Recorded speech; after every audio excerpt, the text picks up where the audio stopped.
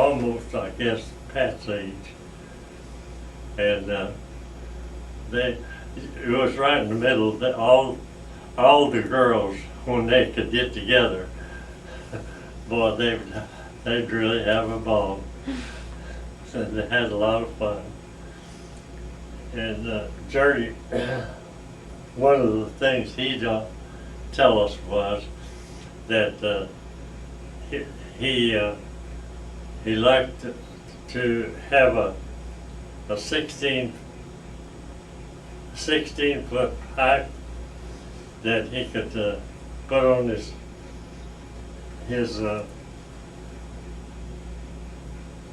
truck, so it stick out in front and stick out in the back.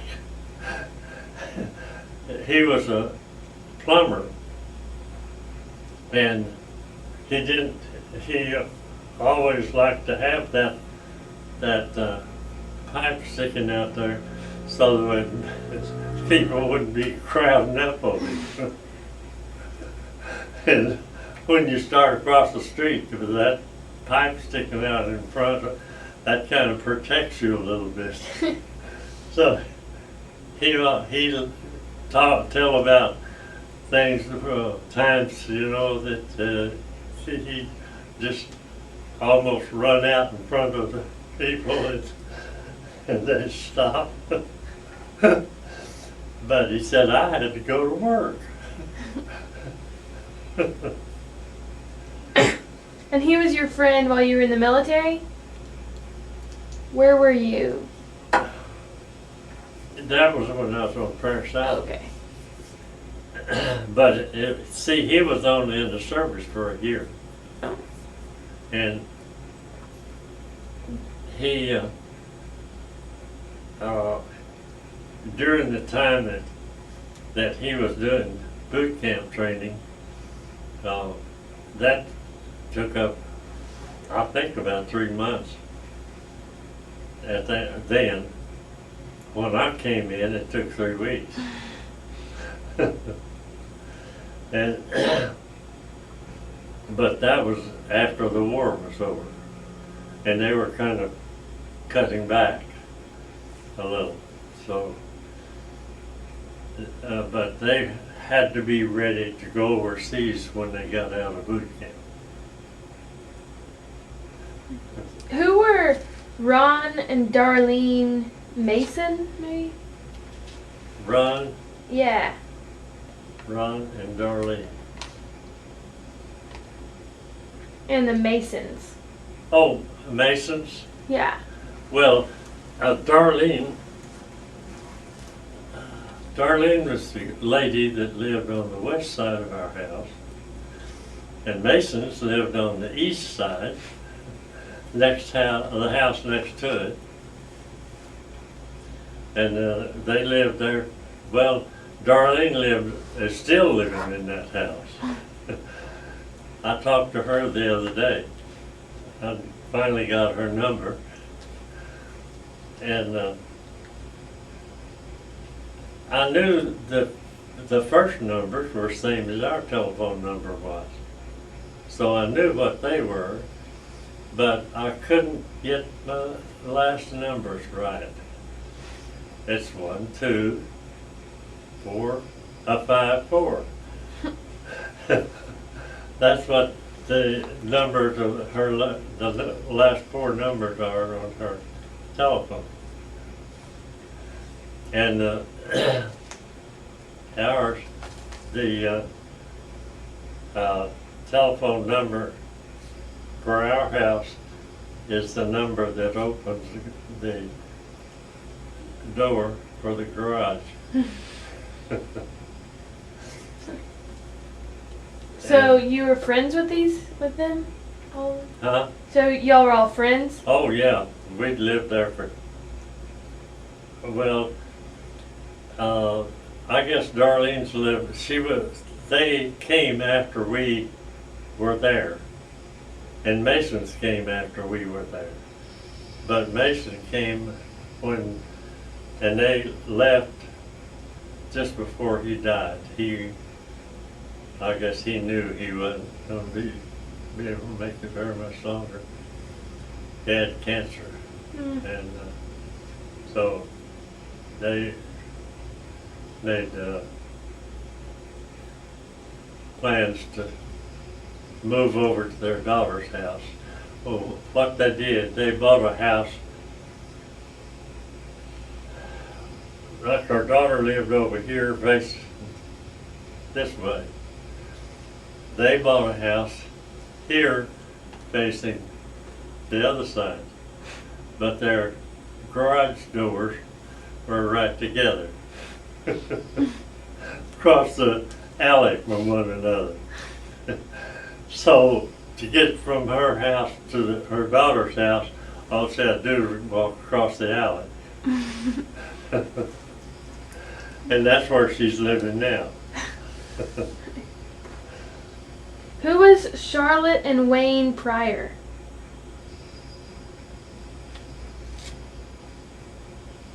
Charlotte and Wayne Pryor. Well, when we went to Canada, we got up there, and they were in the church, and he was studying to be a veterinarian, and he wanted to be, he felt like that was the best school, veterinarian school, to go to. So that's where he went to get his schooling. Well, she and Xenia, after we got there, Henry Blackaby had the libraries from 4 different ministers that retired. Wow. And that's the books that they processed and had them in the library for the student, the young people that they were teaching to be ministers, or the ladies. We didn't have women ministers at that time in the Baptist church, but you might have now. I don't know, but a lot of the women ministers are in the church here, or Roberts is kind of followers, he's the one that kind of started that out. And there's a lot of them that are ministers. And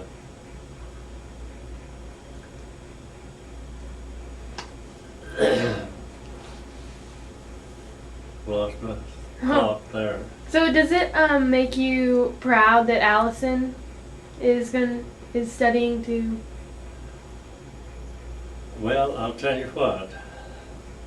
I think she can do better as a minister than she could do as a school teacher. And here's the reason for it. See, she can get a Bible on tape or DVDs or CDs or whatever, and she can listen to that, and she has an ability that is amazing. You know how fast you play a tape to dub it when you're copying one tape to another, and that thing's just going real fast? Well, she can put that in her head as fast as those tapes would go like that. So she can she can get do her reading, get that by machine at a speed that would be really fast reading.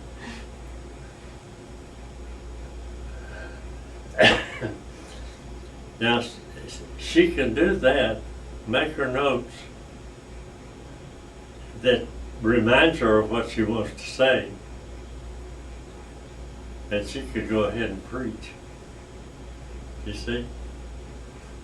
But if she was trying to teach children to read, she couldn't teach them at all. That just wouldn't be something she could do. And she can memorize, and it wouldn't be long till she'll have the Bible memorized, I'm sure. So you think Allison is the next great preacher? I think she'll be a good one. Yeah. And she's been preaching already.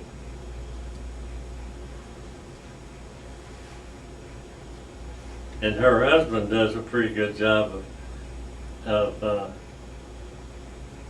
running TV programs, broadcasting.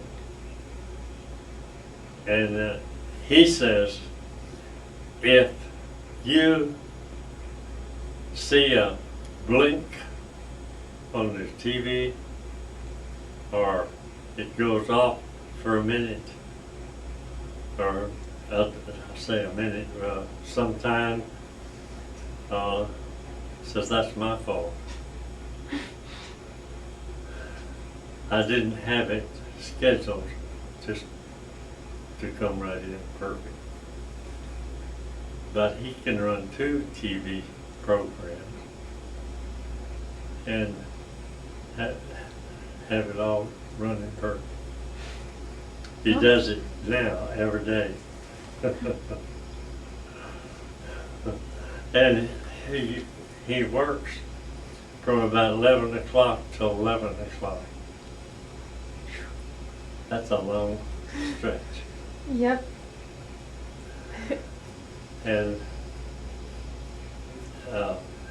he talks about, well, you know, and they have some equipment that they can take these little tapes and make them into something that with CDs or DVDs or something that they can be shown. And the equipment might be over at the station. Some of it. And he has time to you know, his programs are given to him, and he just has to get them in place to have all the programs and advertising and everything that they have. So that keeps him pretty busy. So who was Leo Rudd? Oh, Leo Rudd was the BSU director at the school at TJC, Tyler Junior College. That's where he was. Were you friends with him? Well, see, that's where we would go between classes or something like that. If we had to wait an hour, we could go over there and read books or look at programs that they've got or they had, and we really enjoyed that part of it. and